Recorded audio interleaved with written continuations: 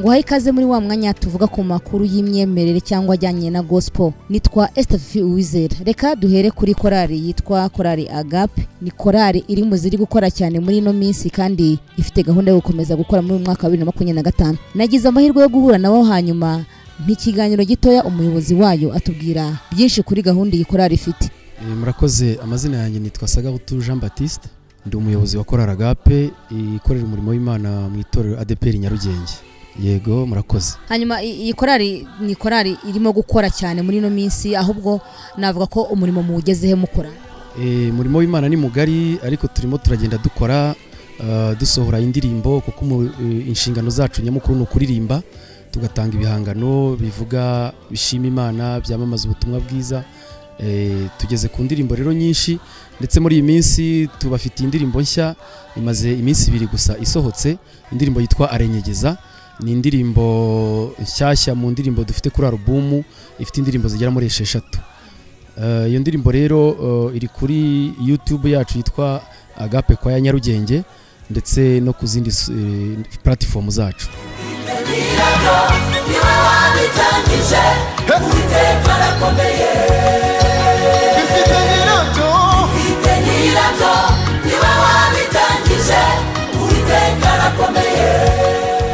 Sibye indirimbo se yasohotse, ntabwo wenda buri hari n'indi ndirimbo nk'eshanu zingahe zimaze iminsi zisohotse ku buryo umuntu ashaka gufashwa n'indirimbo zanya akakanya yagenda akabasura akaba yazireba. Wenda niba uzibuka amazina wazitubwira. Zirahari. Hari indirimbo yitwa Ijambo imaze iminsi yafashije abantu benshi barayimenye.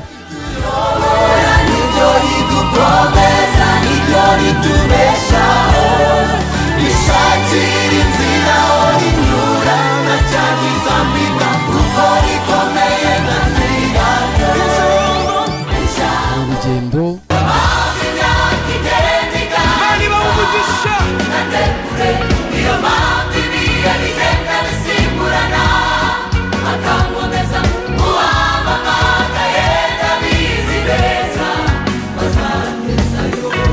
hakaba n'indirimbo yitwa Arenyegeza rero tumaze gushyira hanze muri iyi minsi.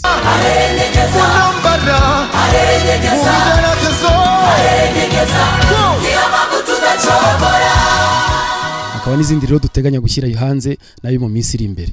Inyarugenge ni ahantu haba amakorali menshi, ndetse bajya bapanga ibitaramo byinshi. Tumaze iminsi tubona ibitaramo by'amakorali atandukanye. Hoziyana akoze igitaramo, Korali Shalom nayo iherutse gukora igitaramo. Ese korali yanyu Agape yo nta gitaramo wenda yabiteganyiriza abakunzi bayo by'umwihariko abasengera hari Inyarugenge? Murakoze cyane kukitubaza, kuko muri iyi minsi niyo myiteguro dufite ikomeye. Turimo kwitegura igiterane kizaba Inyarugenge kuri urusengero rwacu rwa ADPR. Kizaba ku matariki 24 na 25. Ni muri weekend, mu cyumweru tuzatangira ejo kuwa mbere. Nuvuga ngo ni kuwa gatandatu no ku cyumweru. Niho rero icyo giterane kiri, kandi kizaba gira igiterane Kigali. Dufite n'andi makorali tuzaba dufatanyije, harimo korali Jehova Jire na korali Silowamu ya Kumukenke, na korali Enihakori yo mu cyumba cyo kuwa gatatu Nyarugenge, ndetse na korali ya Lanshaho. Amasaha rero ibiterane kizajya gitangira saa 8 kikazajya gisoza mu masaha ya saa 9. Murakoze. Umubwiriza ni Pastor Uwambaje Emmanuel, niwe mubwiriza dufite uzigisha ijambo ry'Imana. Turararika abantu amakorali. Burya amakorali ni byiza kugira ngo aze gushyigikira bagenzi babo, ko twe dukorera umwami umwe twese, kandi tugenda tunigiramo ibintu byinshi iyo twitabiriye igiterane.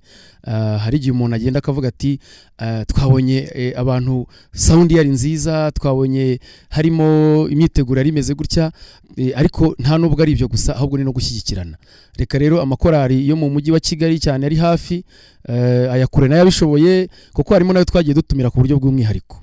Uyu muyobozi tuganira w'iyi korali yakomeje ararika abantu bose kuzitabira ibitaramo byabo, ariko kandi navuga ko nawe ajya kwakira Yesu cyangwa ajya gukizwa, ngo yari yabipanze ajya mu gitaramo hanyuma yakira umwami Yesu. Yabivuze muri aya magambo. Abantu rero abakristo mu madini atandukanye, mu matorero atandukanye, abo muri ADPR n'ayandi, ndetse turifuza abantu, umuntu ushaka kwakira Yesu. Hari igihe nkanjye nagiye kwakira Yesu ari njye wabipanze nabo ngiye mu rusengero. Hari igihe umuntu abipanga akavuga ati njye numva nshaka kwakira Yesu nkurikije indirimbo, nkurikije ubutumwa bwiza, nkurikije ko inzoga zanzengereje nkaba ntabasha gutera imbere, nkurikije yuko ibyaha byambanye byinshi, akavuga ati ndashaka kwihana. Uwo munsi cyo mu rusengero wowe wahise wihana? Naragiye ndihana kuko nari mfite gahunda. Biratangaje. Ni Korali Agape bafite igitaramo mu cyumweru gitaha muri weekend kwa gatandatu no ku cyumweru. Ahubwo nibajije ntese abatazaboneka kujya hariya i Nyarugenge mu gitaramo bo bazabareba bate? Bansubiza ko bazaba bari online. Yego murakoze cyane, abatazaboneka n'ubundi kuri icano yacu kizaba gicaho live cyose iminsi 2. Agape kwa ya Nyarugenge. Reka nararikira n'andi makorali atandukanye kujya agana Radio TV 10 turahari ku bwanyu. Tugatangaza gahunda zanyu hanyuma tukanapromotinga indirimbo zanyu. Reka dukomereze rero kuri Grace Room Ministries. Hamaze imisi hariho inkuru zivuga ku rwego rw'igihugu rw'imiyoborere RGB rwasobanuye noneho impamvu rwambuye ubuzima gatozi bwa Grace Room Ministries, ihuriro ry'amadini atandukanye ryakoreraga hano i Kigali. Ibinyamakuru bigiye kuvuga, pastor bivuge atari uko bishaka kuvuga, ahubwo bagiye kuvugishwa. Now media houses will talk and talk and talk, not because it's a choice, but because they are going to be held in power to speak about that. Because that's the only news that is going to trend anywhere. Reka dukurikira agace gatoya ku kiganiro ikinyamakuru mu Mahoro Gasabo cyagiranye na Judith, umuyobozi ushinzwe imiryango itari ya leta ndetse n'imitwe ya politiki. Ubwo nari ngiye kubaza ngo nuruhe rusengero uvuga? Uraruzi. Ariko uvuze Kabanda, ubwo numvise kuvuga Grace Room. Nta rundi muheruka se vuhara? Ruriya uko warwise rero ngo n'urusengero, ruriya ntabwo rwari urusengero. Wenda nagira ngo mbisobanure nifashishije ibiteganywa n'amategeko. Itegeko rigenga imiryango ishingiye ku myemerere rigena ibyiciro 4 by'imiryango. Icyiciro cya mbere ni cyitwa umuryango. Umuryango ni nk'urusengero cyangwa umuzigiti. Uwo muryango itegeko riha inshingano zo gukora ibikorwa by'amasengesho, gusenga, kuramya, imisengero yose itandukanye y'amadini hari mu Rwanda. Icyo ni icyiciro kimwe. Icyiciro cya kabiri ni cyitwa ministeriya. Ministeriya nazo ni imiryango ishamikiye kuri izo nsengero ariko ikora ibikorwa by'iterambere. Ni nkuko wavuga ngo ni urwego rushinzwe iterambere kuri iryo dini runaka, rushamikiye ku idini runaka cyangwa ku madini menshi, nabyo itegeko rirabyemera. Icyo ni icyiciro cya kabiri. Icyiciro cya gatatu ni cyitwa impuzamiryango. Impuzamiryango nayo n'undi muryango ubaho uhuriyemo indi miryango cyangwa andi madini yanditse. Ruriya urwo wise urusengero, uriya muryango witwa Grace Room wo wiyandikishije nka ministeriya. Ministeriya nari maze kuvuga ko ari umuryango ukora ibikorwa by'iterambere. Wifashishije ijambo ry'Imana, wifashishije ibikorwa by'ubugizi bwa neza. No kuvuga ngo ibyo mvuga ni iki? Hari n'indi miryango dufite ishingiye ku ndangagaciro za Gikristo ikora ibikorwa by'iterambere. Yuvuze Compassion, yuvuze World Vision n'indi myinshi. Hari yiba ari imiryango mpuzamahanga, hari niba ari imiryango nyarwanda. Grace Room rero iriya yari yandikishije nk'iyo ministeriya. Ariko mu byo twasesenguye twarebye, namwe nkuko mwabibonye wa mugani nkuko wabivugaga, yakoraga ibikorwa byo gusenga. Bivuze ngo mu by'ukuri uriya muryango wakoze ikintu kiremereye kinyuranyije n'amategeko kuko wakoraga inshingano utandikiwe. Niyo mpamvu rero RGB yafashe icyemezo nyuma yo gusesengura igafata icyemezo cyo kuwambura ubuzima. Ndakwibutsa ko icyemezo cyo guhagarika ndetse no kwamburwa ubuzima gatozi kwa Grace Room cyafashwe kwa gatandatu ku itariki ya 10 Gicurasi 2025 gifashwe n'urwego rw'igihugu rw'imiyoborere RGB.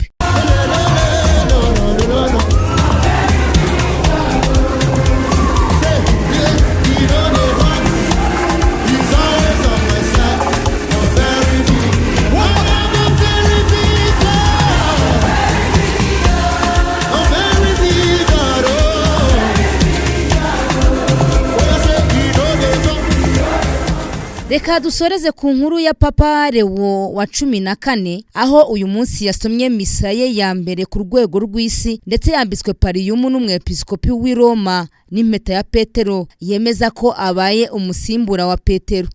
Iyi pariyumu nkubwiye ni furari yambikwa papa. Ni misa uyu Papa Leo wa 14 yasomye kuri iki cyumweru ku itariki ya 18 Gicurasi 2025.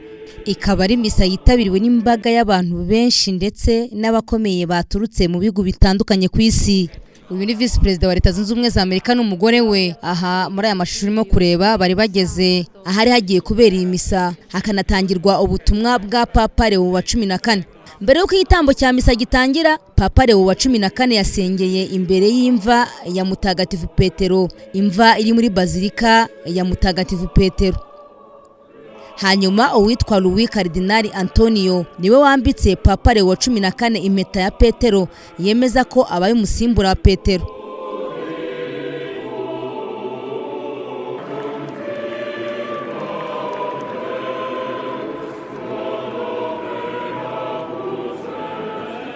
Aya mashusho ngezeho ndi kukwereka na ya Papa Leo wa 14 nibwo yambikwaga pariyumu cyangwa pariyumu, furari yambarwa na papa mu izosi. Frodoline Ambongo, Kardinali wa Basungu, yasabiye Papa Leo wa 14 kuzasohoza neza umurimo w'ikirenga yahawe awukorana ubwitonzi no mu buhamya bw'ingabire yahawe nk'umuyobozi mukuru wa Kiliziya Gatolika ku isi. Kardinali Robert Francis Prevost w'imyaka 39 abaye Papa wa 267 ndetse yafashe izina rya Leo wa 14. Niwe munyamerika wa mbere ubaye Papa nubwo afatwa cyane nka Kardinali wo muri Amerika y'Epfo kubera imyaka myinshi yamaze yogeza ivanjiri muri Peru nk'umumisiyoneri. Reka tunasubikira ahangahe by'uyu munsi tuzasubira ubutaha. Nitwa Esther Fifi Uwizera, ukomeze ugira ibihe byiza.